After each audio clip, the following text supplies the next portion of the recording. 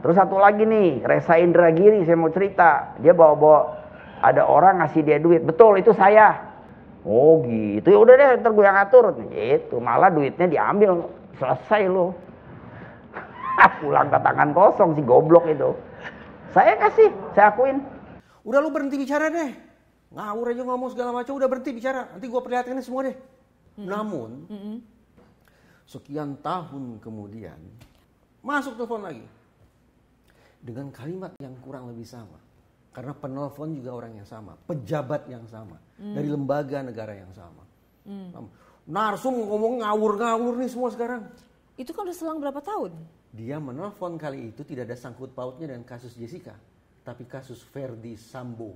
Apa yang membuat Edi Darmawan Salihin itu dan kawan-kawan lah ya, begitu gerah dengan perspektif itu? Bahwa mendiang Mirna meninggal akibat pembunuhan. Demikian pula, kalaupun tetap dipaksakan harus ini pembunuhan, saya tetap sanksi Jessica adalah pelakunya, gitu ya. Aku minta banget sama netizen yang nonton acara ini jangan di skip ya dari awal sampai akhir.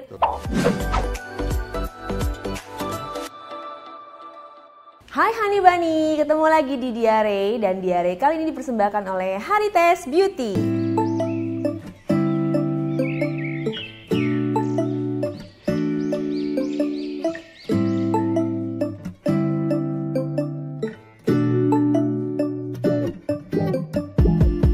When I wake up, I feel cozy, yeah. Can you hold up? Don't need no coffee. Oke Honey Bunny, kali ini episodenya berbeda ya. Di Diare kali ini, Ray kedatangan Bapak Reza Indragiri, seorang ahli psikologi forensik. Betul ya Pak? Seorang bapak-bapak nih. Jarang-jarang sih Kak Ray saya disapa Pak, tapi terserah deh senyamannya aja. Biasanya apa disapanya? Teman-teman biasanya kalau nggak nyapa Mas, nyapa Bang, ada juga nyapa Reza, gitu aja ya. Mas Reza aja ya? Iya. Boleh. Kalau disapa bapak saya minum dulu. Jadi Mas Reza ini ahli psikologi forensik, dia juga seorang dosen, beliau juga seorang dosen, dan gelar master pertama kali ya disematkan kepada beliau. Kabarnya begitu. Iya, yang aku baca seperti itu. Jadi karena aku orang awam, boleh dijelaskan sedikit ahli psikologi forensik itu tentang apa sih Pak? Saya nggak pernah mengklaim sebagai ahli loh ya. Jadi ya publik lah yang menyebut saya sebagai ahli. Kalau saya tetap menyebut diri saya sebagai pembelajar saja lah, orang yang suka belajar dan kebetulan belajarnya psikologi forensik. Psikologi forensik itu sederhana, psikologi hukum. Berarti posisinya nggak berimbang nih. Psikologi dalam posisi sedikit lebih rendah daripada hukum, dalam pengertian psikologi membackup, psikologi menjadi supporting system, psikologi itu menghamba, psikologi itu mendukung, psikologi itu membantu proses penegakan hukum. Membantu proses penegakan hukum. Ya, baik pidana maupun perdata. Jadi ahli dong Pak itu namanya. Ya boleh kan? lah. Boleh lah. Bebas. Karena memang udah apa? Official gitu kalau dikenalnya begitulah. Udah official diperbantukan di permasalahan psikologi hukum. Iya. Oke. Dan kan sekarang lagi rame banget Jessica Kumala Wongso yang ada di Netflix. Kan semenjak Netflix menayangkan itu udah rame lagi pemberitaan tentang Jessica, kemudian ada pro dan kontra lagi. Bahkan banyak sekali netizen yang bilang #save for Jessica seperti itu, dan opini jadi sedikit terbalik atau berimbang, ada yang balance, ada yang membela, ada yang masih kekeh dengan pendiriannya.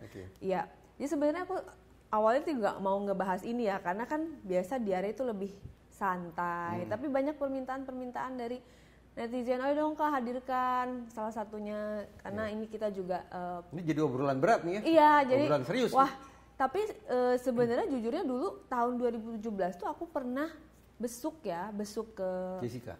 Iya, besuk Jessica waktu itu sama almarhum Bapak Anton Medan, karena Bapak waktu itu memberikan ceramah kepada warga binaan yang ada di sana. Kemudian kita ikut karena Bang Pablo itu anak angkat dari Pak Anton Medan, seorang mualaf. Jadi diajak untuk kayak dakwah gitu kan. Nah, jadi akhirnya kita masuk terus melihat ada Jessica juga, ada KNG di sana juga.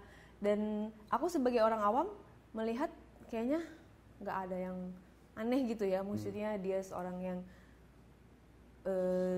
ramah senyum pada saat itu ya, ramah senyum, kemudian juga kayaknya untuk orang awam ya berpendidikan gitu aku bilang. Tapi ya balik lagi, aku hanya orang awam yang bisa menilai dalam hati gitu kan. Masa sih gitu ya, kadang-kadang kita. Tahun berapa Kak Rey ke 2017. 2017. 2017. Berarti sebelum mendidihnya kembali belum kasus ya, ini ya? Iya, jadi Belum itu ada aku film masih High School, ya masih kayak itu kan yang lagi rame tuh gitu kan. Itu lagi rame, cuman dia benar-benar ya kelihatan mannersnya bagus dan tapi aku nggak kenal deket, cuman tahu pada saat itu aja. Jadi penilaian aku sebagai orang awam tuh seperti itu pada saat itu gitu. Masa sih gitu loh, kayaknya jadi kayak aduh masa sih nggak ini kayak mannersnya apa segala macam antara juga. percaya dan tidak percaya. Iya, antara percaya dan tidak percaya. Bahwa orang ini disebut sebagai pelaku pembunuhan berencana gitu. Itu juga aku mau tanyakan sama Mas Reza, karena kan versinya Mas Reza ini sendiri juga belum punya keyakinan yang kuat gitu bahwa seorang Jessica bisa melakukan seperti itu. Kalau saya sampai sekarang sebetulnya masih tetap punya pertanyaan yang sama. Bahwa dua hal. Pertama, saya masih mempertanyakan apakah benar mendiang Mirna itu meninggal akibat pembunuhan. Kak Rey, kalau kita bicara tentang sebab musabab orang meninggal dunia, itu penyebabnya ada 4 kemungkinannya. Saya menyingkatnya sebagai NASH. NASH. N itu natural. Berarti seseorang itu meninggal karena faktor alami. Usia lanjut, atau penyakit kronis yang tidak bisa disembuhkan. Itu contoh-contoh orang meninggal akibat faktor alami. Yang kedua adalah orang meninggal akibat kecelakaan. Tersengat listrik, tabrak mobil, tersambar petir, kepala terbentur tembok, terjatuh gitu. Itu contoh-contoh kecelakaan. Yang ketiga adalah suicide, yaitu orang meninggal akibat bunuh diri. Yang keempat baru kita bicara homicide alias pembunuhan. Nah, kembali lagi pertanyaan pertama saya bahkan sampai sekarang adalah apakah benar bahwa mendiang Mirna meninggal akibat pembunuhan, bukan akibat yang lain? Itu pertanyaan pertama. Yang kedua, kita berandai-andai ini, karena toh proses hukumnya kan sudah selesai.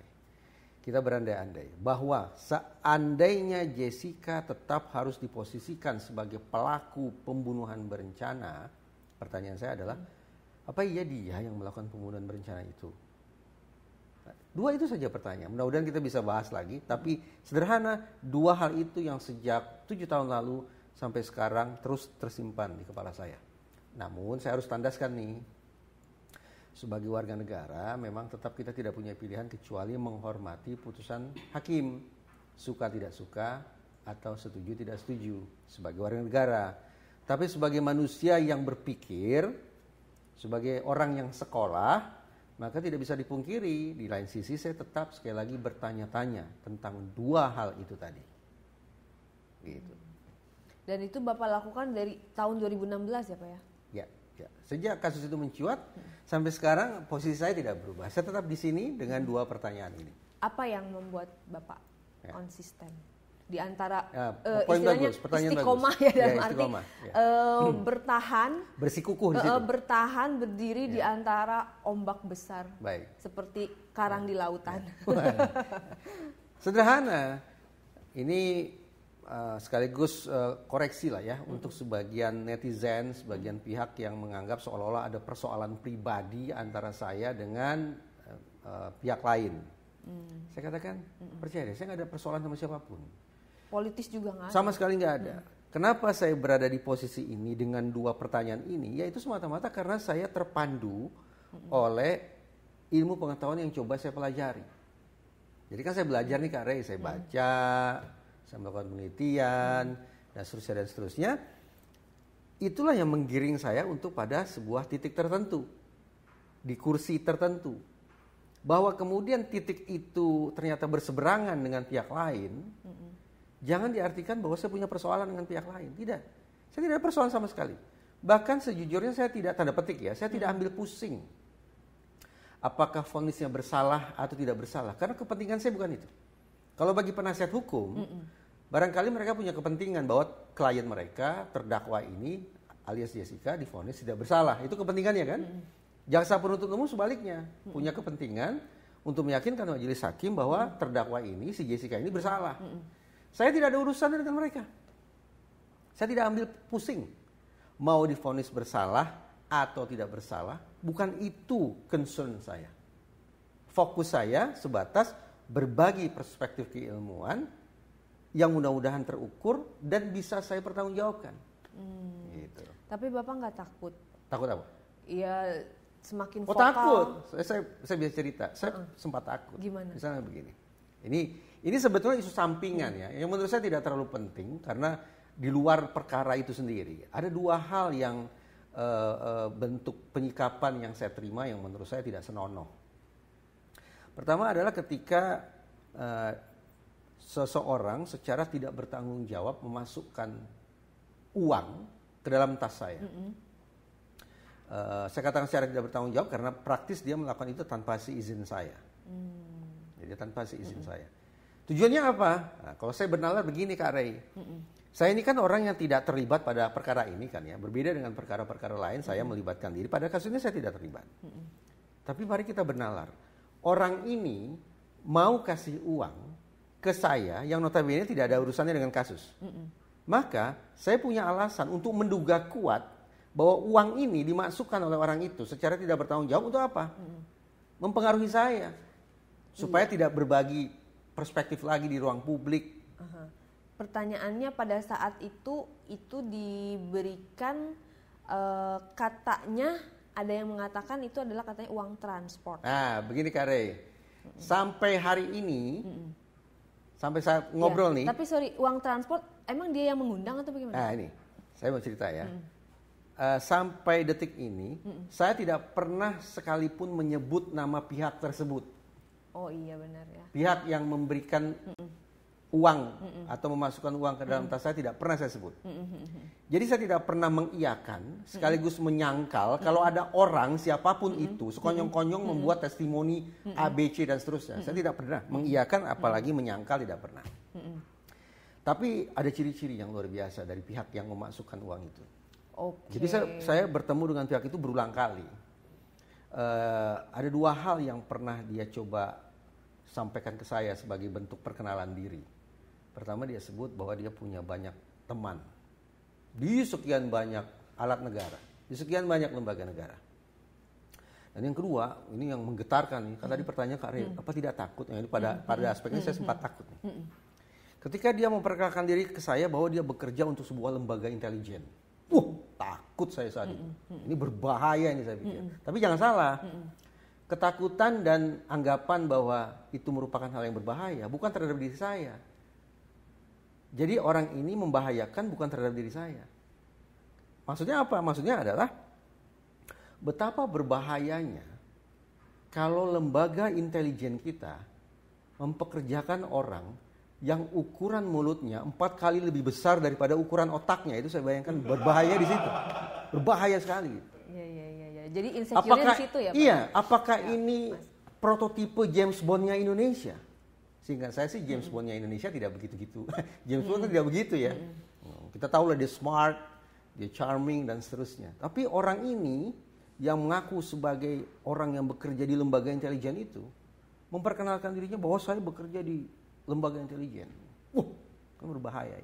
Mudah-mudahan saja lembaga intelijen mau mereview kembali karyawannya itu. Kalau memang betul-betul dia adalah karyawan lembaga intelijen, karena berbahaya itu. Kita lihat dulu VT yang berikut ini. Oke, baik. Nah, terus satu lagi nih, Resa Indragiri saya mau cerita. Dia bawa ada orang ngasih dia duit. Betul, itu saya. Saya akuin udah. Buat apa?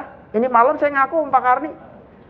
Jadi ceritanya begini, kita jadi narasumber itu waktu saya sebagai korban, si Resa Indragiri sebagai ahli forensik. Korban apa ini? Korban mati anaknya lah. Oh, bapak korban. Di interview.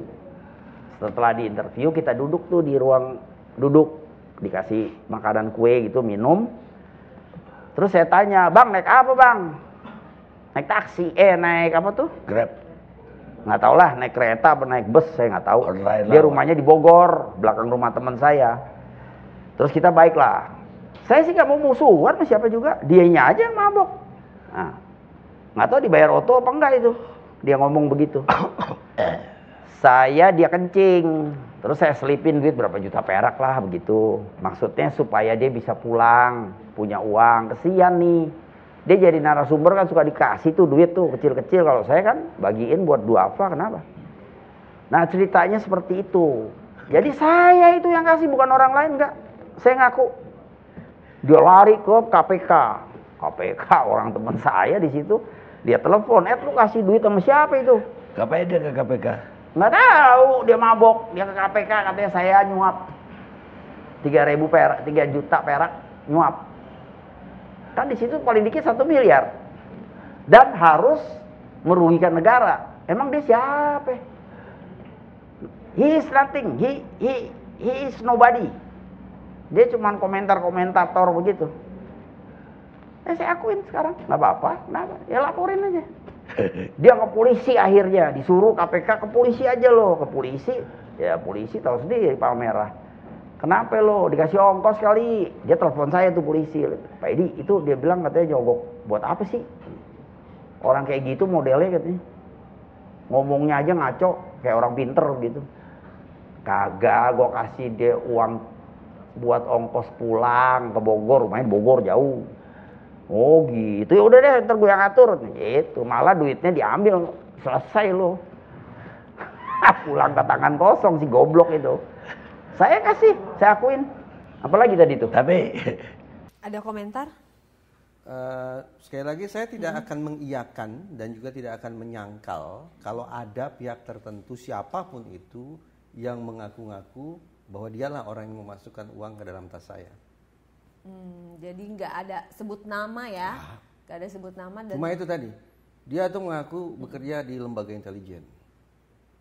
Tapi gimana menurut Mas Reza sendiri? Namanya kan disebut nih, di-mention di channel YouTube Karni Ilyas oleh Bapak Edi Ayahanda Mendiang Mirna. Perasaannya Mas Reza gimana? Pada dasarnya saya tetap melihat Pak Darmawan Salihin ini sebagai orang tua yang sudah kehilangan anaknya. Dan proses kehilangan itu menurut saya jauh dari kedamaian, jauh dari ketentraman, jauh dari ketenangan. Jadi kalau saya memposisikan diri saya pada posisi yang sama, saya pun boleh jadi akan merasakan kesedihan, keputusasaan, juga boleh jadi kemarahan yang sama. Tetapi pada sisi lain, bagi saya ada orang yang mengeluarkan sumpah serapah semacam itu di ruang publik, di media, menurut saya tidak patut ditiru lah. Terlepas dari benar atau salah, ketika seseorang muncul di ruang publik, dia punya pertanggungjawaban moral terhadap seluruh hadirin. Dan di YouTube siapapun kan bisa menonton, orang dewasa sampai orang yang paling belia. Dengan demikian tidak bisa orang mengeluarkan tong sampah di sembarang tempat. Dia harus ingat di situ ada anak-anak, di situ ada guru, di situ ada agamawan, ada sekian banyak orang terdidik yang juga akan bisa menilai. Pada akhirnya orang-orang yang di ruang publik mengeluarkan sumpah serapah ini patut dihormati atau justru mempermalukan dirinya sendiri. Itu secara umum penyikapan saya terhadap orang-orang yang mengeluarkan kata-kata tak senonoh di ruang publik. Tidak dendam, tersinggung atau sakit hati? Alhamdulillah saya bisa ketemu Kak Are hari ini karena saya punya sikap bahwa saya tidak ambil pusing terhadap orang-orang yang siapapun itu saya pandang tidak berpengaruh terhadap hidup saya. Apalagi kalau orang-orang tersebut, ingat saya digunakan jamak nih, apalagi kalau orang-orang tersebut siapapun itu menurut saya punya level di bawah saya. Pada saat video tersebut sudah beredar gitu kan, ada komentar dari mungkin keluarga atau teman-teman, itu nama lo anak disebut saya sempat tuh protes. gitu. Anak saya sempat protes. Gimana tuh, Pak? Ayah kok nama ayah dikaitkan dengan dua kata yang tidak senonoh sih semacam itu. Saya katakan kenapa risau? Lihat Bang Karni Ilyas itu perbincangan tentang pembunuhan. Dan Bang Karni Ilyas saat itu berhadapan dengan orang yang mengeluarkan kata-kata yang tidak bijak. Tapi apa respon Bang Karni Ilyas? Tertawa, tersenyum, lucu-lucuan. Bang Karni tokoh senior saja penyikapan seperti itu, menurut saya yang lebih junior daripada beliau juga harus meniru cara yang sama. Jadi santai ya? Enteng-enteng aja. Oke. Tapi setelah kembali rame lagi, tetap pada pendirian di tahun 2016. Tetap dengan logika keilmuan yang saya punya, yang jelas punya keterbatasan, saya tetap berada di posisi yang sama dengan 7 tahun lalu, yaitu 2 pertanyaan yang tadi saya sebut ke Kak Ray. Tadi sempat di awal berbicara, Mas Reza bilang ada yang memasukkan uang ke tas itu tidak senonoh, dan ada juga yang menelpon. Maksudnya gimana? Nah, tidak terpaut jauh jarak waktunya dengan peristiwa orang memasukkan uang ke dalam tas saya. Tiba-tiba di siang bolong itu ada orang yang menelpon saya dengan kosakata yang menurut saya sekali lagi tidak baik, dengan nada yang arogan, yang tidak pantas untuk disampaikan atau diucapkan oleh orang sepenting itu. Jadi yang menelpon orang saya yang itu orang sama. penting. Beda lagi. Bukan. Tapi orang penting. Orang penting. Pejabat di mana? salah satu lembaga negara. Lembaga negara. Ya. Di bidang apa? Di bidang hukum. hukum. Dia punya kepentingan dengan dimensi hukum kasus ini. Oh, punya kepentingan dengan dimensi hukum pada kasus ini. Iya. Gitu deh jawabannya. Berarti ada berapa pilihan tuh ya? Jelas. Nah, dia sebutkan 3. Sebutkan 3 dimensinya. Tidak usah. Saya begini. Saya sekali tapi lagi. dia jabatannya sebagai orang penting. Ketua, direktur. Dia jelas adalah pemangku jabatan penting di organisasinya. Berarti dia punya kedudukan penting, jabatan penting, jabatan formal. Di pemerintahan atau di swasta? Di satuan kerja dia. Lembaga pemerintahan atau swasta? Lembaga negara. Lembaga negara. Ya, bukan swasta. Dirkrimum? Saya tidak mau sebut bukan? begini. Saya itu tidak mau mempermalukan marwah lembaga negara ini. Gitu. Dia orang penting, dia pejabat, dia punya pangkat, dia punya nama besar, punya power, sebutlah. Kalau kemudian saya sebut nama lembaga tempat dia bekerja, pasti nanti masyarakat akan nyinyir kepada lembaga itu. Nah, apa yang dia katakan? Nah, dia katakan begini, panjang ya, obrolan cukup panjang. Tapi ringkasnya adalah dia memberikan sebuah tekanan psikologis untuk tidak menyebutnya sebagai sebuah intimidasi kepada saya. Udah lu berhenti bicara deh, ngawur aja ngomong segala macam, udah berhenti bicara, nanti gua perlihatkan semua deh. Kurang lebih seperti itu, singkatnya. Berhenti bicara? Pokoknya saya berhenti bicara, nanti gua perlihatkan sesuatu deh. Oh. Wah, cerita gitu. Kemudian jadi saya awalnya ngomongnya gimana tuh pas nerima telepon? Ya, kring gitu kan. Kan masa langsung kok berhenti bicara? Pasti ada awalan nih gimana? Dia Kan langsung pasti Bapak Mas Reza kan nggak tahu nomor telepon siapa atau emang udah tahu? Nggak tahu saya. Nggak tahu. Sebelumnya saya nggak simpan. Diangkat lah ya kan? Ya angkat kan. Halo gitu. Halo, gitu. Dia sebutlah namanya. Oh siapa? Oh, ini bawa bapak nih, bukan ibu-ibu nih.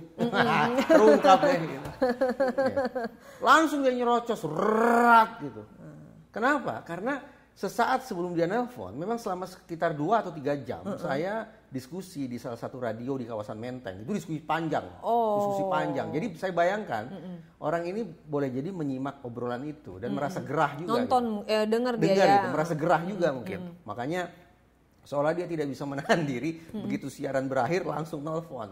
Oh, jadi berapa detik setelah siaran berapa itu? Menit lah. Berapa menit ya. setelah siaran itu langsung ada telepon. Nah, terus gini, Kak Rey, selesai kan ya, karena saya nggak merasa terintimidasi. Beberapa kali terus saya tagih nih dia nih via WhatsApp. Oh ya? Ya. Pak, katanya memperlihatkan sesuatu ke saya. Bapak nyalinya oke juga ya Pak? Ya, oh ya.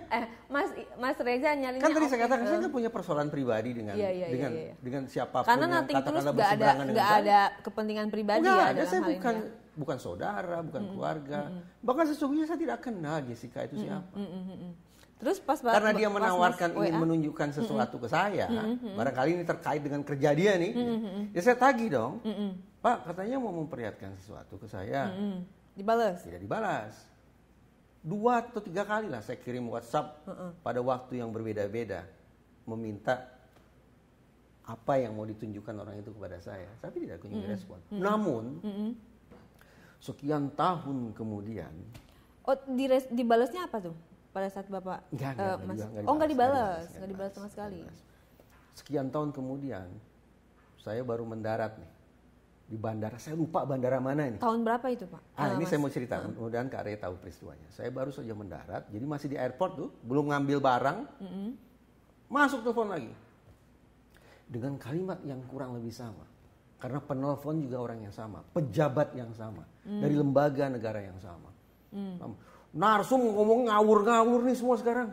Itu kan udah selang berapa tahun? Dia menelpon kali itu tidak ada sangkut pautnya dengan kasus Jessica, tapi kasus Verdi Sambo. Oh. Jadi, jangan salahkan saya nih Kak Rey. Saya sampai menyimpulkan begini, saya nggak nyuruh dia nelpon saya loh ya. Setiap kali pejabat ini nelpon saya, pasti ada sesuatu yang berbau amis.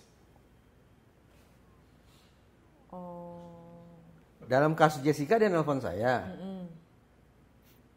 Saya merasa ada yang tidak tepat nih dalam kasus ini penanganannya. Kemudian dalam kasus Verdi Sambo juga, kan masyarakat menyoroti. Ini bukan semata-mata masalah meninggal dunia akibat ditembaknya, dibunuhnya seorang yang Brigadir Yosua, tapi juga ada kasus obstruction of justice, perintangan penegakan hukum. Itu kasus besar kan. Amis juga kan. Obstruction of justice kan menandakan ada upaya yang terorganisasi, yang sistemik, yang sayangnya dilakukan oleh lembaga negara juga. Tapi haruslah kita beri kata oknum gitu ya. Oknum. Ya, harus kita beri kata oknum juga untuk menutupi kasus pidana.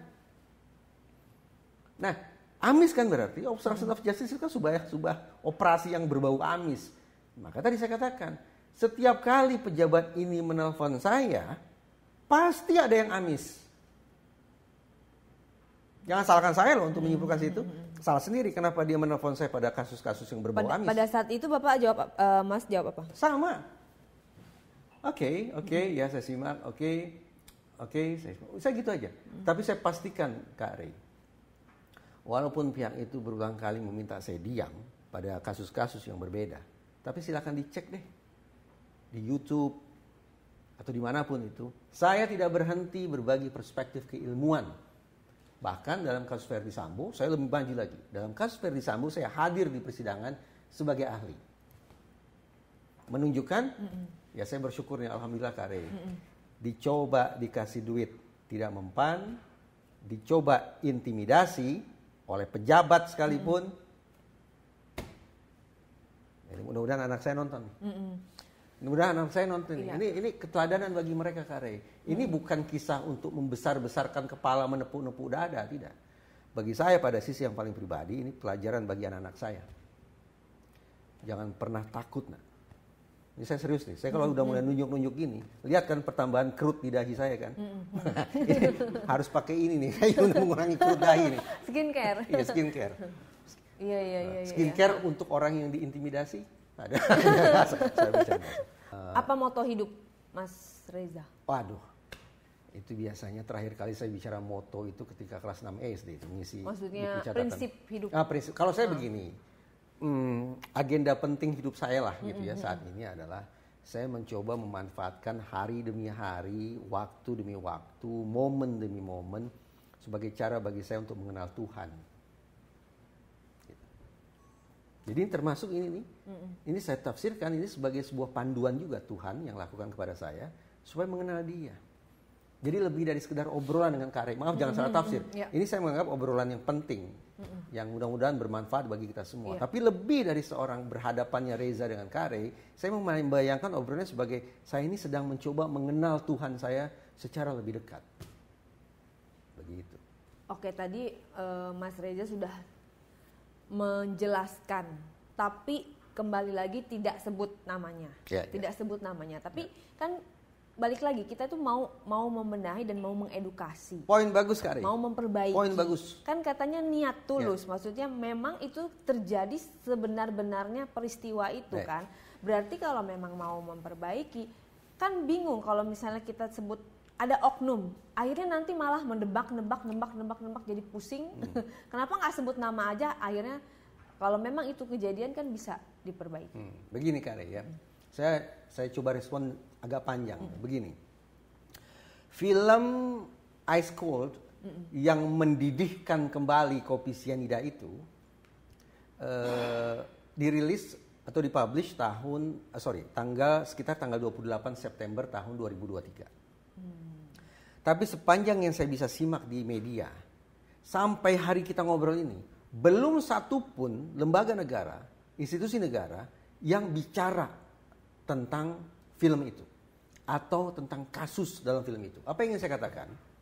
Kak Ray, film Ice Cold itu sangat besar potensinya mempertontonkan kekumuhan ruang-ruang penegakan hukum kita ke seluruh muka bumi.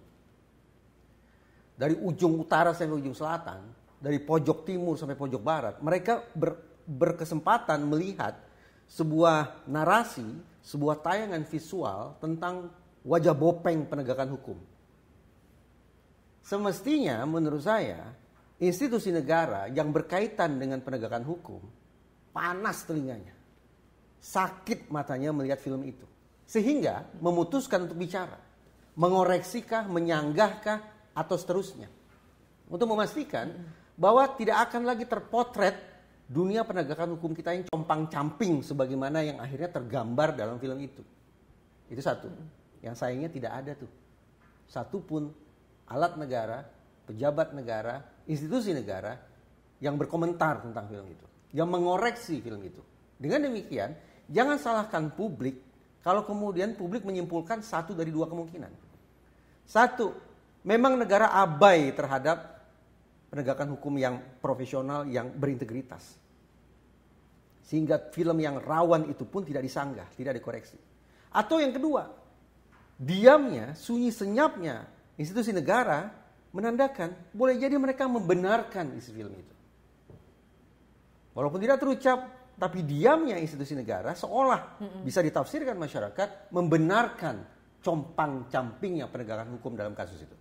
Oke, itu satu hal ya.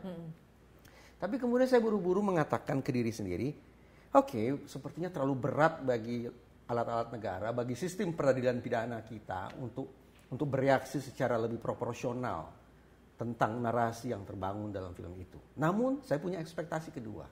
Ekspektasi yang barangkali lebih realistis. Bahwa masing-masing lembaga penegakan hukum dalam sistem peradilan pidana kita, mulai dari Polri, Kejaksaan, Mahkamah Agung, sampai ke pemasyarakatan Kumham, sepatutnya mereka terpanggil untuk melakukan evaluasi ke dalam.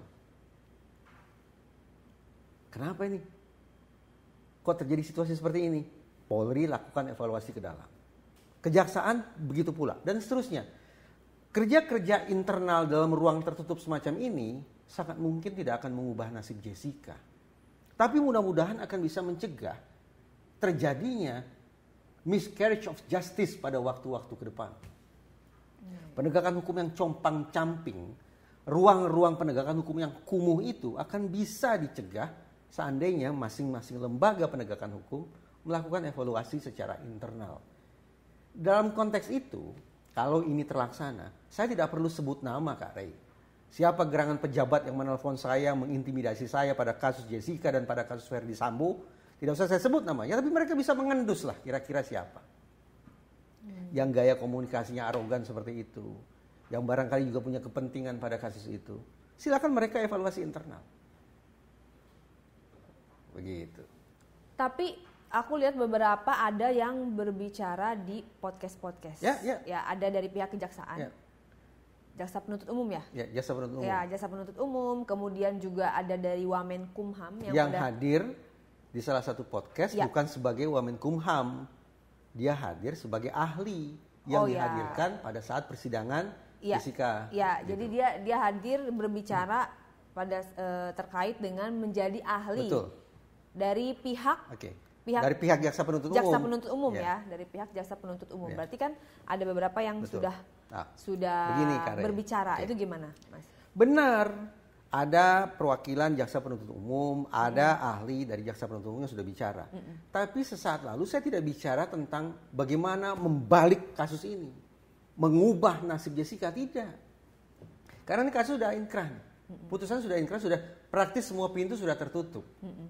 Yang saya bicarakan adalah pembenahan internal ke depannya. Ke depan. Tidak ada lagi yang bisa diputar balik nih terkait kasus ini. Kecuali ada sesuatu yang luar biasa, barangkali memanfaatkan kemungkinan PK berikutnya dan berikutnya.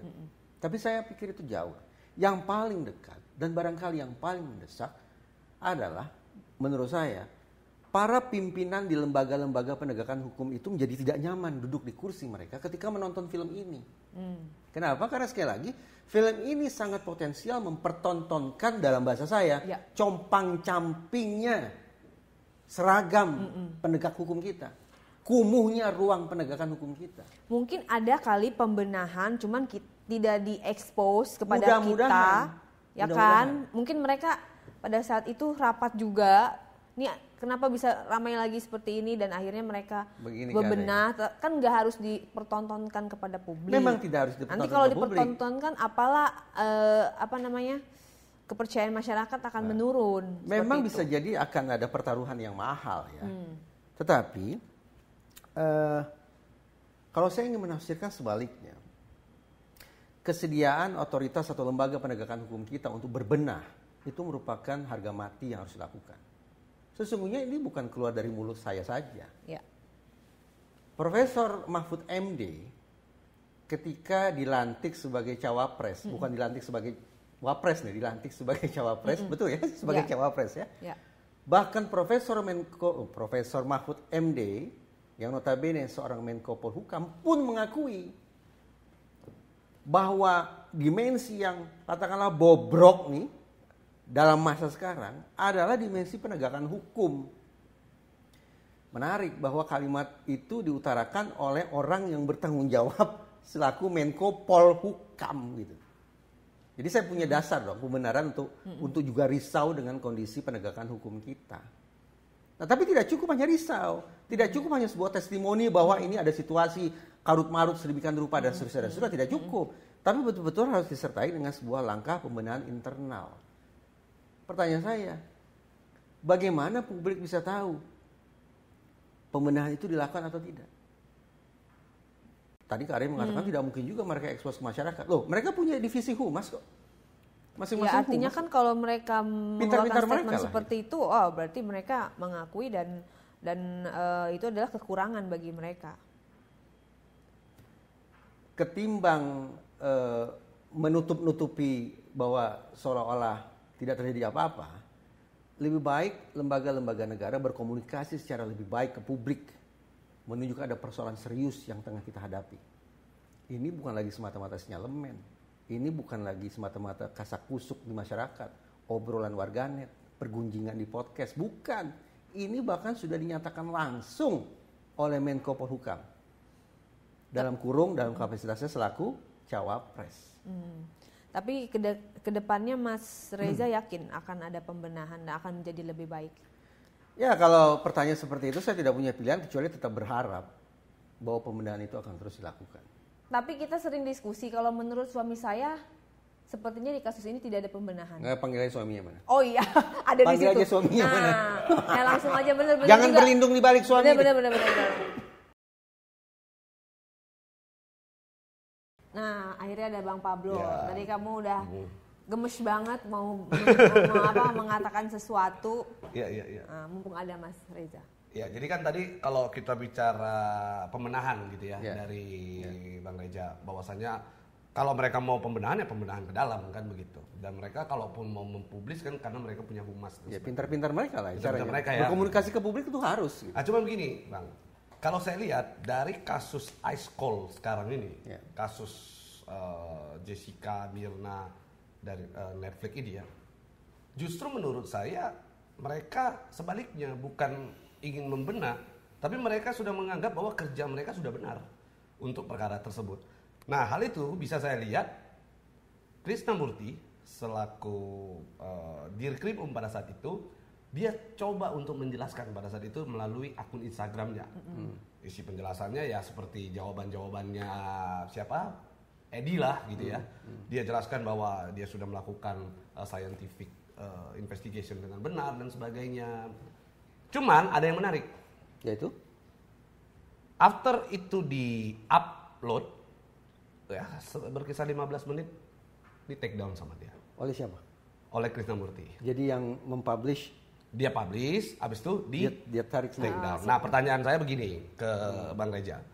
Secara psikologi, kenapa itu setelah di-upload ditarik menurut Bang Reja? Secara psikologi. Pertama saya nggak tahu sebetulnya isi teks yang dia tulis itu apa, saya nggak begitu tahu. Ya, ya. Tetapi saya khawatir begini, ada riset yang menemukan bahwa perilaku kita pada saat bersosial media itu menjadi cenderung impulsif. Barangkali karena isu ini menjadi panas kembali, maka tiba-tiba ada keinginan untuk berkomentar. Yang sayang beribu sayang, komentar-komentar semacam itu boleh jadi tidak produktif, tapi kontraproduktif. Entah bagi orang yang bersangkutan, entah bagi tempat dia bekerja, dan seterusnya, dan seterusnya. Barangkali itu penjelasan mengapa kemudian ada orang yang sudah mempublish sebuah teks, tapi kemudian dia tarik kembali. Yang sayangnya, oleh warganet, pemegang kedaulatan tertinggi, ya, itu bisa saja ditafsirkan 1001 macam. Ya, ya, ya. Termasuk kesannya ada indikasi menutup-nutupi sesuatu, membiarkan ruang penegakan hukum itu seolah tertutup dan tidak bisa diakses oleh publik sama sekali. Jangan salah ya, riset yang mengatakan nih, Kak Ray, Bang Pablo, ruang penegakan hukum dalam kurung terutama sekali ya, ruang reskrim itu karena luput dari perhatian masyarakat. Kita tidak punya akses untuk melihat ke dalam. Kemungkinan terjadinya pelanggaran HAM, kemungkinan terjadinya penindasan, kemungkinan terjadinya eksploitasi kasus, untuk dia mengatakan komersialisasi kasus, kemungkinan terjadinya pemelintiran ke sana ke sini, kemungkinan terjadinya miscarriage of justice itu sangat terbuka. Karena sekali lagi masyarakat tidak bisa memonitor itu. Betul. Karena mereka punya instrumennya semua gitu. Instrumen kekuasaan itu ada di tangan mereka kan begitu. Sebetulnya ada representasi yang kita bisa harapkan untuk melakukan pengawasan, yaitu Kompolnas. Ya, kita bisa melihat dari cerminan yang kasus Sambo. Loh, dalam kasus Sambo betul itu menunjukkan betapa Kompolnas harus saya katakan akhirnya terlibat juga dalam obstruction of justice itu. Ya. Tapi tidak ada satupun komisioner di Kompolnas yang pada akhirnya meminta maaf misalnya, atau bahkan mengundurkan diri kan? Betul. Harus legowo harusnya ya. Itu sebenarnya bukan bobrok ya, mentalitas. Kita dengan bahasa yang positif kan sesungguhnya kita tetap menaruh harapan kan ya, tetap menaruh harapan. Saya harapannya justru kepada institusi, bukan kepada pejabatnya. Oknum. Kepada oknumnya begitu. Karena kalau di dalam satu saya anggap saya sedang berlayar ini berat di satu kapal begitu ya. Ternyata nakodanya ya memang belum siap untuk mengendarai kapal tersebut. Kalau memang belum siap, jangan kapalnya yang kita bocorkan, tapi ini orang yang harus kita keluarkan dari situ. Gitu. Nah kalau bagi saya seperti itu kan gitu. Kalimat Bang Pablo barusan saya pegang baik. Butuh adanya pembenahan, butuh adanya perubahan. Kita terlebih oleh perkataan Menko Polhukam sendiri sebagai cawapres yang memberi alasan kepada kita harus mencari momentum baru, kita harus mencari nakoda baru untuk memastikan bahwa ruang penegakan hukum kita akan kembali penuh dengan integritas. Kapan? Realitas ya, ini bukan bahasa yang haram. 2024 adalah masanya, masa penentuannya. Apakah kita akan menemukan nakoda seperti yang Bang Pablo harapkan atau tidak? Apakah bahtera ini akan bocor berlanjut ke depan, ataukah kita akan menemukan bahtera baru? Cuman di dalam satu kebiasaan yang kita lihat di Indonesia saat ini ya, sebenarnya bukan hanya dari nakodanya saja, Bang Reja.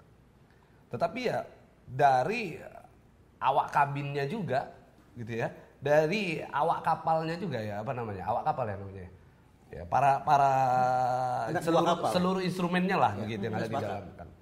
Karena kadang-kadang nakodanya udah benar, kadang-kadang nakodanya juga terikut nih dengan arus yang besar tadi. Karena awak kapalnya lebih banyak, lebih dominan, biasa seperti itu tuh.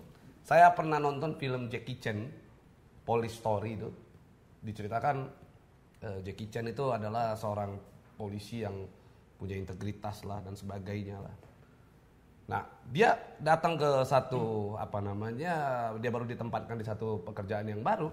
Ternyata sangat berat sekali ketika dia harus menjalankan tugas dengan integritas seorang diri. Bapak Pablo Kare kan, saya paham bahwa di kapal itu tidak hanya ada nakoda, di situ ada anak buah kapal. Betul. Bahkan boleh jadi di situ ada penumpang tanpa tiket kan, penumpang gelap gitu. Iya. Tetapi pertanyaan saya begini, tahun 2024 kita tidak sedang memilih anak buah kapal. Betul. Kita tidak sedang menyeleksi calon penumpang. Tahun 2024 nanti kita sedang memilih, mencoba memberikan kepercayaan siapa gerangan yang akan menjadi nakoda berikutnya. Saya mau tanya balik. Siapa kira-kira? Dari sudut pandang praktisi penegakan hukum, Iya. dan dari sudut pandang wirausahawan. Iya.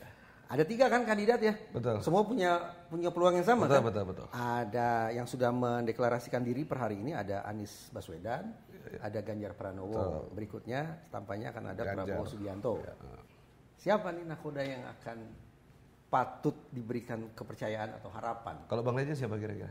Kalau saya, begini, sayang beribu sayang. Ada 2 kandidat yang sudah terlanjur menyebut diri mereka sebagai penerus. Berarti butuh ada perubahan. Menurut saya, contoh ya, Ganjar Pranowo mengatakan atau disebut juga diberikan titel yang sama. Saya adalah petugas partai. Berarti petugas partai yang baru. Ada petugas partai yang lama. Iya. Saya bayangkan bahwa petugas partai akan berlanjut. Wah, padahal sesaat lalu sepertinya kita satu gelombang. Dibutuhkan upaya besar untuk membersihkan kembali ruang-ruang penegakan hukum kita. Iya. Ya, itu Ganjar Pranowo. Prabowo Subianto juga kurang lebih sama. Mengatakan akan meneruskan dan seterusnya. Ya tinggal satu. Sosok yang paling otentik dengan penolakan terhadap status quo ada pada sosok Anies Baswedan. Oke. Dari situ kesimpulannya berarti tunggu saya jadi presiden. Oke, kita kembali ke Ice Cold. Baik. Bang, kita lihat bahwasannya sekarang Ice Cold ini kan kasus Jessica Mirna ini berkembang begitu besar di publik dan sosial media menayangkan ini secara masif terus. Nah, pertanyaannya, ini ujungnya menurut Bang Reja akan sampai kemana? Tidak ada. Akan hilang begitu Terkait saja. perkaranya, terkait kasusnya, menurut saya tidak ada yang bisa diubah.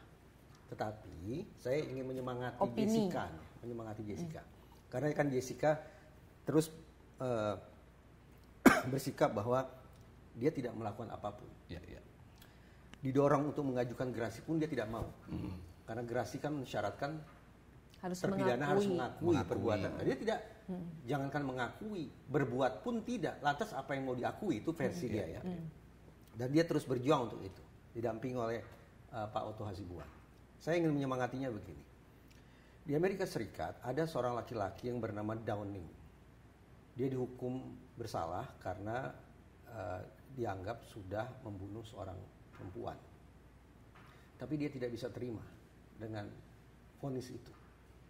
Dia berjuang sampai akhirnya negara memutuskan, oke, kami khilaf, Anda kami keluarkan dari lembaga pemasyarakatan, nama baik Anda kami pulihkan. Bisa Plus begitu ya? negara bayar ganti rugi. Karena Bang Pablo tahu berapa hari, berapa minggu, berapa tahun yang dibutuhkan oleh Downing untuk mencapai akhir itu. Tapi kan katanya kalau di sini semua pintu sudah tertutup. Masih ada PK. Masih ada PK berikut. Tapi kan itu upaya luar Iya. biasa. Tapi kan berarti kalau memang bisa dan itu terkabul, berarti Jessica berhak untuk menuntut orang-orang tersebut. Kalau menuntut, ini yang sebenarnya mungkin akan jadi bahan pertimbangan. Ya. Karena begitu banyak fakta yang sudah terpapar di publik sebenarnya. Nah sekarang kalau tadi saya ingin lanjut sedikit ya. Jessica udah dihukum berapa tahun? 7 tahun. Downing berjuang sampai akhirnya menang berapa tahun? 22 tahun. Wow. Dan itu tercatat sebagai rekor miscarriage of justice, sampai kemudian orang berhasil memenangkan miscarriage of justice dalam waktu 22 tahun. Jessica, hitung-hitungan di atas kertas, baru 30% dari 22 tahun. Berarti Berjuang terus. Kalau memang dia betul-betul yakin dia tidak melakukan perbuatan yang didakwakan, berjuang terus. Berarti masih ada harapan. Tinggal dia punya stamina seberapa panjang. ya memperjuangkan bener-bener, Iya. ya kan? Nah, cuman kira-kira nih dari efek Ice Cold ini, Poin bagus. dari efek Ice Cold ini, Bicara tentang perjuangan. apakah sudah cukup untuk apa namanya? Bisa meneruskan perjuangan. meneruskan Begini. perjuangan itu. Siapa yang tidak kenal Verdi Sambo? Ada orang yang mengatakan inilah Kapolri tandingan kata-kata begitu. Mabes di dalam mabes lewat Satgas merah putihnya. Iya. Dan ini bukan semata-mata seorang Ferdy Sambo.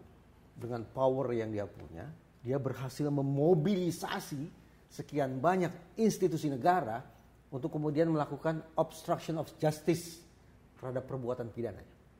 Ini orang powerful. Sepakat ya, dia powerful. Iya.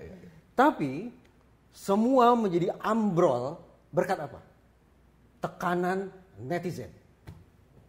Ini menunjukkan kepada kita, Bang Pablo, bahwa walaupun netizen itu tidak pernah bertemu secara langsung dan tidak ada KTP-nya, di dunia maya tidak ada KTP-nya, tapi mereka adalah pemegang kedaulatan tertinggi di Republik ini. Dan begitu powerfulnya netizen, sampai-sampai mereka sanggup melawan sekian banyak institusi negara yang sudah disalahgunakan oleh Ferdy Sambo. Power pucuk-pucuk kekuasaan berhadapan dengan kaum jelata di alam maya, yaitu netizen. Siapa yang menang? Akhirnya sejarah membuktikan ini yang menang. Nah, kalau kemudian pembelajaran positif ini kita bawa ke dalam kasus Ice Cold, maka sesungguhnya Jessica atau siapapun pihak yang punya keyakinan sama dengan Jessica semakin semangat. Bahwa kendati mereka berkeyakinan ada tembok tebal yang menutupi kebenaran, yang menjauhkan dari keadilan, tapi selama warga net merestui perjuangan mereka, memberikan terus-menerus topangan semangat, maka tidak terlalu kemungkinan bahwa miscarriage of justice, itu anggapan mereka, akan bisa tumbang pada akhirnya nanti. Oke, berarti ya inilah udah saatnya saat ini para netizen menggunakan kesempatan Ice Cold ini untuk yuk bersama-sama kan kita suarakan, kita perbaiki lah. Yeah. Kalau saya lebih sepakat memperbaiki negeri, kalau cuma institusi aja sama. Betul, aja, jadi kan? isu ini kita tarik dari tataran mikro, dari sebatas kasus Jessica, kita tarik menjadi isu makro, yaitu pembenahan kehidupan kita, pembenahan dunia penegakan hukum kita. Ya.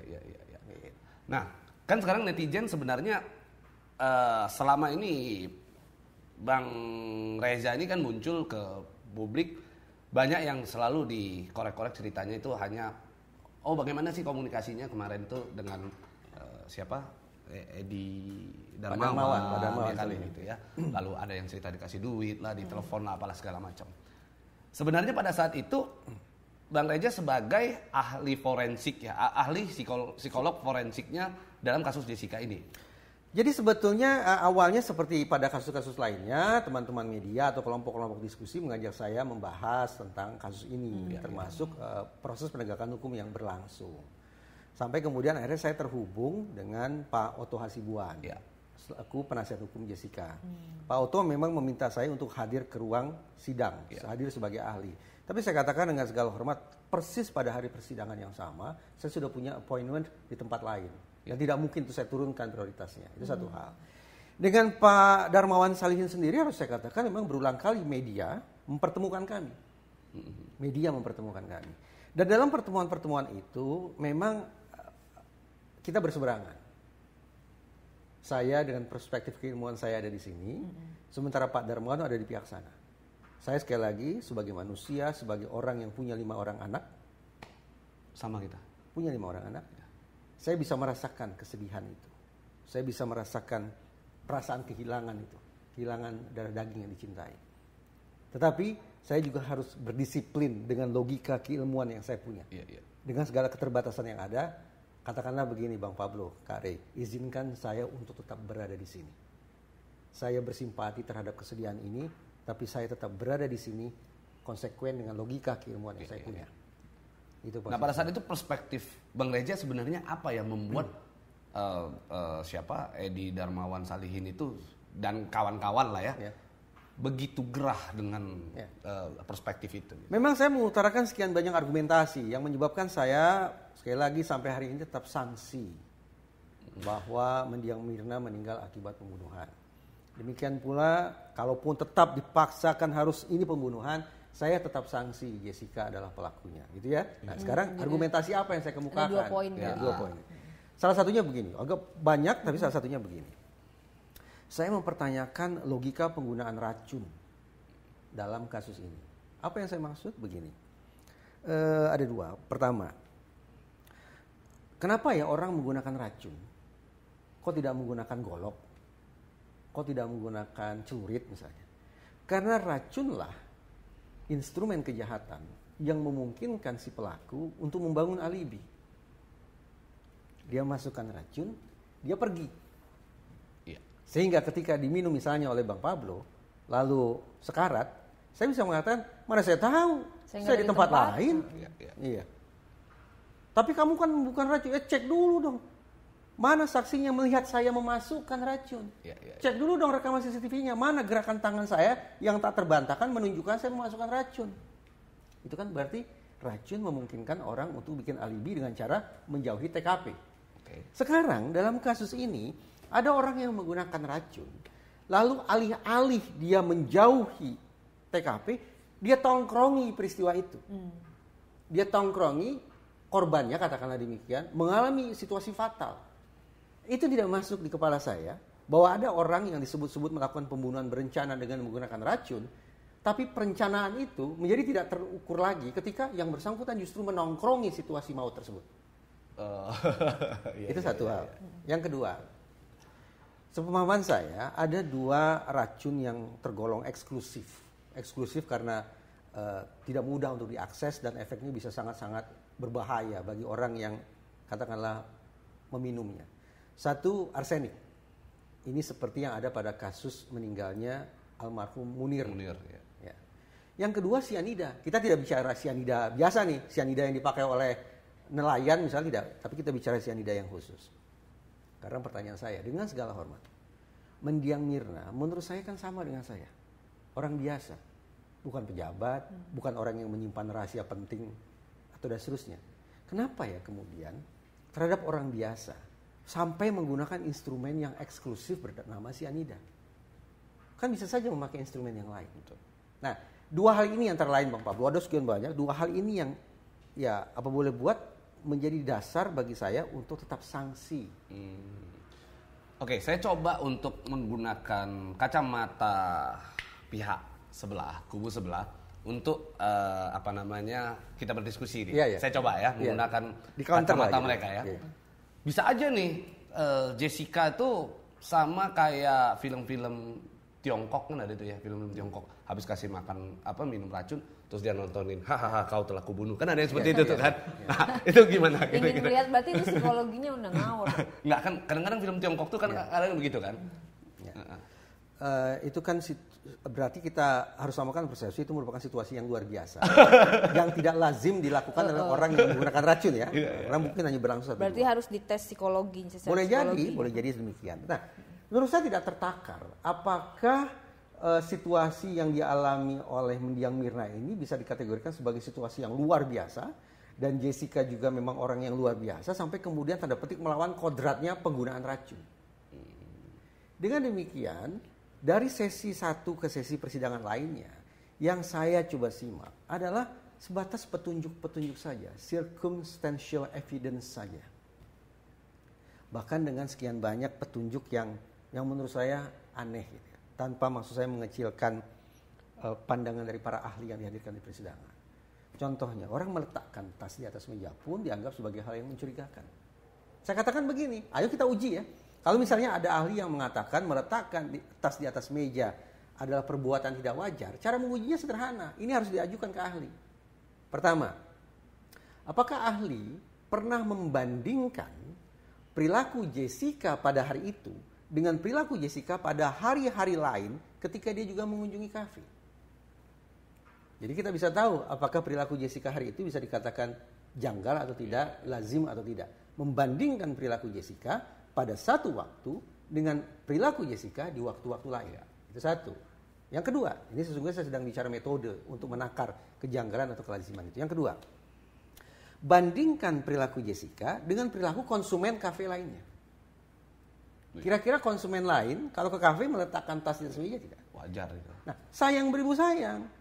Pertanyaan tentang metode ini tidak diajukan di persidangan. Ahli langsung melompat mengatakan tidak wajar. Loh, kalau menurut saya dari sudut pandang keilmuan harus ditakar. Apa gerangan alasan bagi ahli untuk mengatakan ini tidak wajar? Harus terukur. Bisa dikatakan terukur kalau lewat sebuah metode. Metode itu yang tidak dipertanyakan di ruang sidang. Kalau bagi saya sih itu kondisi yang wajar, karena memang ya kita tahu lah ya kayak. Nah ini contoh, kalau ke kafe pasti orang meletakkan di atas barang. Meja, sekarang saya balik tas. aja nih. Iya, saya balik. Kosmetik itu kan barang pribadi. Biasanya ditaruh orang dalam tas. Ini wajar nggak? naruh di sini. Bisa jadi wajar karena tujuannya bukan untuk bersolek, untuk jualan. Kan katakan begitu. Yang harus kita pahami adalah kita sesungguhnya sedang bicara metode berpikir nih. Yang saya lihat kalau dari istri saya itu dia bisa jadi wajar, bisa jadi tidak wajar. Tidak wajar kalau ada suaminya di situ. Karena dia habis belanja kan. Dia supaya nggak kelihatan dia simpan di bawah. Biasa begitu tuh. Kalau dia begitu. Dia simpan di bawah biar nggak kelihatan. Kalau lagi di mall bilangnya mau ke toilet. Tiba-tiba datang taruh aja di. Pas datang belanjanya taruh di sini. Itu sama supaya tuh. nggak kelihatan. Saat setelah tas saya dimasukkan uang, saya juga melakukan alasan yang sama. Saya mau ke toilet. Padahal saya bukan ke toilet. Saya ke area parkir. Saya menelpon salah satunya adalah KPK. Komisioner Laude Syarif. Jadi kita kalau Langsung telepon Pak Laude pada saat itu. Iya. berarti kalau kita seperti gitu kan juga kita bisa mengadu gitu ya. Harus dong. KPK gitu ya. Karena bagi saya, Kak Rey, barang yang dimasukkan ke tas saya itu, firasat saya mengatakan ini nggak beres nih. Ini kemungkinan cuma Itu dua. tanpa izin. Tanpa izin dia paksa. Dan begitu saya coba tahan, dia paksa lagi. Wah ini bakal ribut nih. Di kantor orang. Saya di situ status sebagai tamu. Iya dan kondisi dilihat juga ya. Betul. Masa ribut kita untuk urusan sampingan. Tanda petik kalau kita mau ribut dalam artian berdebat, ya kita debat dari sudut pandang perkaranya saja. Nah akhirnya abang setelah itu diletakkan uang, kan abang telepon KPK nih. Jadi begini, jadi begitu barang, saya semula tidak tahu isinya apa ya. Begitu pihak tersebut memasukkan barang secara tidak bertanggung jawab ke dalam tas saya, firasat saya mengatakan ini dua kemungkinan. Ini kalau bukan memasukkan narkoba, ini masukkan uang nih. Intinya adalah untuk mengendalikan saya agar tidak lagi berbicara di ruang publik. Tapi bisa saja kan, asesmen saya itu keliru. Jadi saya harus tanya pihak yang kompeten. Pertama, saya telepon kolega saya yang juga bekerja di salah satu lembaga penegakan hukum. Tidak saya sebut lah ya nama lembaganya. Nah begitu saya telepon kolega saya ini, dia katakan, sepertinya sikap Anda berlebihan. Jadi kegelisahan saya, kerisauan saya itu dianggap oleh dia berlebihan. Oke lah, tidak apa-apa, saya hormati. Karena saya sudah telepon dia gitu. Tapi kemudian melintas di hati saya, wah saya harus cari second opinion ini. Pada saat itu saya terpikir oleh saya untuk menelpon senior saya namanya Laude Syarif, komisioner KPK. Ini kita bicara KPK 7 tahun lalu nih. KPK yang harum namanya, yang integritas komisionernya tak teragukan. Apa kata Pak Laude Syarif? 180 derajat berbeda dengan respon dari kolega pertama yang saya telepon tadi. Laude Syarif, komisioner KPK mengatakan ini situasi yang serius. Alasan seriusnya bagaimana? Sepemahaman dengan saya. Kalau Anda yang tidak punya urusan dengan kasus ini saja dikasih uang dan patut diduga uang itu sebagai cara untuk mengatur Anda, maka pantas bagi kita untuk khawatir perilaku yang sama juga dilakukan oleh orang ini terhadap oknum-oknum penegakan hukum. Gitu cara membaca seriusnya. Karena itulah kemudian tanpa saya minta, komisioner KPK Laude Syarif langsung memutuskan saat itu juga. Saya kirim tim, pastikan barang itu tetap di sana, ruang ditutup. Jangan disentuh. Jangan disentuh. Datanglah satu tim KPK. Ini kan serius kan berarti kan? Bukan permintaan saya loh. Asesmen komisioner KPK loh ini. Oh berarti keadaan pada saat itu termasuk mencekam. Wah mencekam. Tadi saya katakan, saya nggak tahu entah isinya narkoba, entah isinya uang. Nah pada saat itu si Tidak ada sepatah dua patah siapa kata. namanya? Nggak tahu saya namanya. Edi tadi itu masih di situ. Nah ini pertanyaan menjebak. Saya nggak ada sebut nama. Saya nggak ada sebut nama. Oke, si ayah Mirna itu tadi masih ada di Sama sini. aja saya nggak sebut. Karyawan lembaga intelijen itu yang pernah dia sebut ke saya. Iya. Artinya orang intelijen lah ya. Mengakunya begitu ya. Mengakunya ya. Saya nggak tahu kenyataannya bagaimana. Orang nih. yang mengaku sebagai agen intelijen tadi itu masih di situ. Ketika saya di tempat parkir, sesaat setelah saya menelpon komisioner KPK, dia menelpon saya. Mengatakan, ini buat jajan. Jajan berarti uang nih saya pikir. Disclaimer nih, kesamaan situasi, waktu, tempat, dan nama adalah kebetulan belaka. Karena saya tidak pernah menyebut nama siapapun. Pihak yang memasukkan uang itu menelpon saya mengatakan ini uang buat jajan. Bahkan dia bilang, tak buat jajan di Bogor. Ada sentuhan bahasa daerah juga gitu. Jadi, ada orang yang nyinyir begini Bang Pablo Kare. Ini ngapain sih orang baru cerita sekarang? Bilang ke saya begitu. Padahal itu kejadian udah lama. Ingin saya katakan begini, saya baru cerita sekarang, tapi langkah konkret saya dalam menyikapi situasi yang menjijikkan itu sudah saya lakukan 7 tahun lalu. Bukan Tanpa cuma banyak ngomong doang. cawe-cawe. Iya, dengan Tanpa cara melapor ke KPK. Dan KPK sudah ambil langkah yang menurut saya sangat proper. Tapi betul nggak itu yang katanya orang KPK langsung menghubungi dia? Saya nggak tahu. Hebat betul dia kan mau ini, wah udah tenang aja gitu kan. Saya nggak tahu. Itu kan gayanya kan. Yang jelas bahwa satu tim KPK itu, dan ternyata sebagian penyidik atau petugas KPK itu adalah mahasiswa saya dulu. Izin Pak, kami dulu mahasiswa Bapak gitu. Wah, senang lah, bangga juga saya lihat mahasiswa saya. Tunggu Bang. Gitu.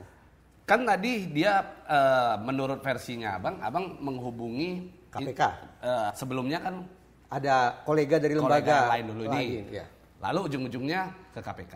Kalau versi dari pihak sana justru terbalik. Abang ke KPK dulu, ke KPK tidak diterima, lalu Abang istilahnya dilimpahkan ke polisi aja deh. Saya tidak tahu ada versi berapa banyak, yang jelas yang saya lakukan adalah seperti itu tadi. Oh. Saya Jadi telepon hanya dulu. ke KPK Bukan. saja? KPK justru pihak kedua yang saya telepon. Oh, berarti dibalik nih keadaan nih. Pihak pertama adalah kolega dari lembaga negara lain. Tidak usah saya sebut lah namanya ya. Polri. Tidak usah saya sebut lah Oh, namanya. bukan, oke. Tapi kemudian saya minta second opinion dari KPK. Second opinionnya di KPK. Sementara kalau dari versi pihak sebelah dibalik. Nggak tahu saya. Dia katanya Abang menghubungi KPK dulu, baru dilimpahkan ke Begini Polri. saya, kronologinya, nama pihak yang memasukkan uang ke dalam tas saya itu sudah tercatat di KPK. Oh, Gitu saja. Oke. Nah, Jadi telepon KPK, tanya KPK, undang ke sini. oke. Rencananya begitu. Pertanyaan yang menggelitik di pikiran saya, Ya. pada saat Abang kejadian itu, berapa botol alkohol yang Abang minum? Saya Muslim Bang Pablo. Oh Saya gitu ya? tidak Nggak ada minum ya? alkohol. Karena si orang tersebut asik ngomong lah Reja tuh mabok tuh, dia asik ngomong begitu, itu gimana tuh ceritanya? Sama seperti pada kasus mendiang Mirna. Untuk memastikan mendiang Mirna itu meninggal karena apa, harus dilakukan otopsi. Itu langkah terukur tuh. Demikian pula kalau ada pihak yang menyebut saya mabok, yang terukur bagaimana caranya? Cek kandungan alkohol dalam darah saya. Nah, bila tidak terbukti, itu masuk nggak Bang ke dalam unsur pencemaran nama baik? Bang Pablo adalah orang penasihat hukum profesional kedua yang sudah mendorong-dorong saya untuk memperkarakan ini.